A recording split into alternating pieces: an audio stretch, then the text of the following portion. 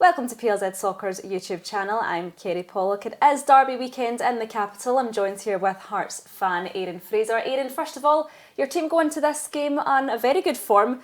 What have you thought of the last 6 weeks of the season so far?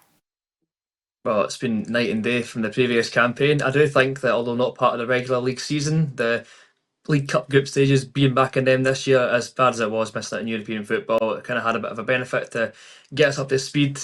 And the Sunderland final was a nice bonus as well, but it was good to see the players playing some convincing stuff early doors, which has not been the norm, certainly not last season anyway. But the first win of the season, I'd say the Aberdeen one really set the tone, bit of a statement of intent. Obviously, they've not been fantastic since the start of the season, but they were one of our main rivals, I'd say, in the last couple of years. So good to kind of get that one out of the way early doors.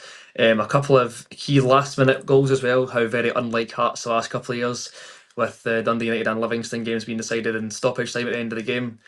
I think the team's character in those games to win was fantastic. Again, really showing that we do intend to compete at the top end of the table this year.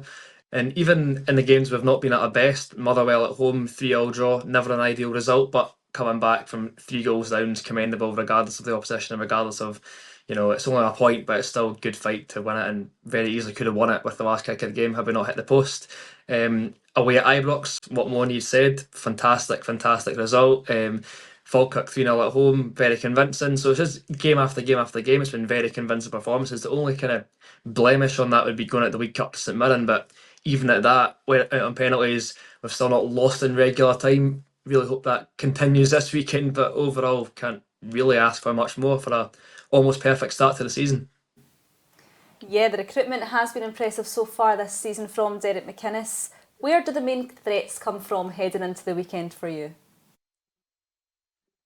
It's very hard to look past the attacking threats we've got. Obviously, keeping Shanklin was possibly some of the best business we've done all summer, but he's kind of again been back to his best the last couple of games. He was very good against Falkirk and obviously got his goal to make him the top scorer in the SPFL era. So nice achievement for himself. But even last season when the team weren't performing at their best and Shanklin wasn't getting the goals, the criticism always was going to come his way. But he's so key to the way Hearts play, even the stuff he does off the ball, which I still think goes very underappreciated, but it's always good to see him back scoring goals, doing what he does best. As for some of the new guys, it's again hard to look past Claudio Braga and Alexandros Kiziridis. They've just both been electric since signing, both very exciting players, get the fans off their seats.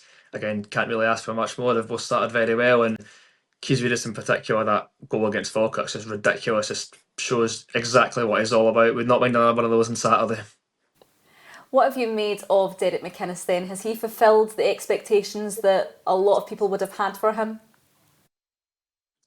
I certainly think he has. He did have his critics when he was first kind of rumoured with the job.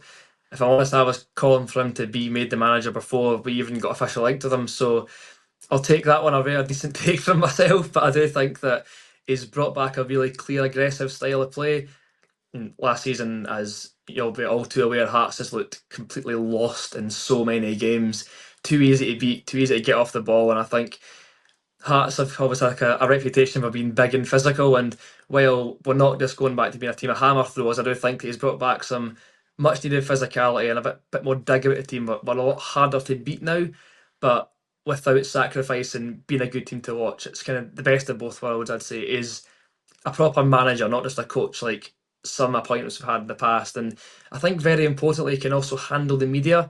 Again, going back to Neil Critchley, he kind of got eaten alive by the press, and even some previous appointments like say Ian Cathro, we all know how his particular stint ended up. So if you can't handle the media, if you can't handle the pressure of being a Hearts manager, you will be found out very quickly. But I do think that McInnes has got the know-how, he's got the experience to just put the media in their place. Like, we know where we stand when it comes to talking to Derek. I think he's very clever with his words, but he's also clearly a very good manager. I mean, you'll have to look at his time at Aberdeen to realise that he is one of the best managers in the country, and I'm just delighted he's at the helm for Hearts now. We ask him all the time, Aaron, about this title race. They sit at the top of the table at the minute. He's very clever, as you mentioned. He brushes all that to one side. But is it a realistic thought to think that Hearts could be up there throughout the majority of the season challenging for the title? I would not complain in the slightest. I mean, we've seen how the Old Firm have had very, by their standards, poor starts to the season, not playing particularly great in Europe last night as well. Aberdeen, who cruised to third last year, won the Scottish Cup there, not looking great at all. So, not third, sorry, that was Hibs. I just think that if we're not going to push for it now, then when can we? I think it's a massive opportunity to at least go for it. Obviously, we've managed to beat Rangers away. I think that it's a clear statement of intent that we can handle ourselves against the division's top teams. Sorry, so I don't want to say title challenge. I do still think Celtic will win the league, but I hope it doesn't come back to bite me. But if things keep going the way they are, I do think second place is very much up for grabs. Are you unsurprised at the fact Craig Gordon is now back full training and contention once again for that number one spot? I'm actually quite surprised, to be honest with you. I love Craig Gordon. He'll always be a Hearts legend, but I did think that was going to be him done, especially since he's only played like 2 minutes of football all season in his own testimonial when he had to kick the ball out and get subbed off because he was still injured. And now he's, without making a first team appearance this season, back in the Scotland squad, like a proper first team appearance, I should say. He's back in the squad for Scotland, and it's great for him. I'm obviously delighted that he's working back to full fitness. I'm just very surprised to see him included so early. I mean, I guess it's extra training for him to keep building his fitness back up, but I think it's quite surprising given that he's barely played all season. He's went straight back into the Scotland squad, but if it's a sign of him being fit again, then great for him, I suppose. I don't think Xander Clark's been particularly convincing when he's played this season. He had a pretty poor game away to Livy. Yes, he won in the end, but he really should have been getting beaten with the goal that he ended up conceding.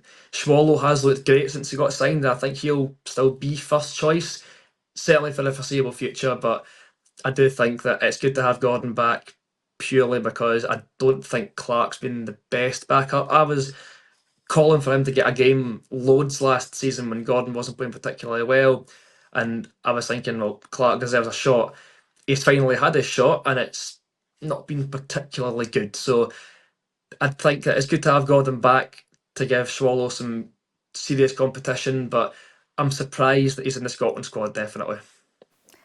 This weekend then, 5:45 kick-off under the lights at Tynecastle. Just how much are you looking forward to that and how much it's going to add to the overall occasion of the game? Oh, it's fantastic. I mean, the derby is easily one of the best atmospheres in Scotland, but that slightly later kick-off time just gives it a little bit more of an edge. I mean, games under the lights at Tynecastle are always special, so when it comes to...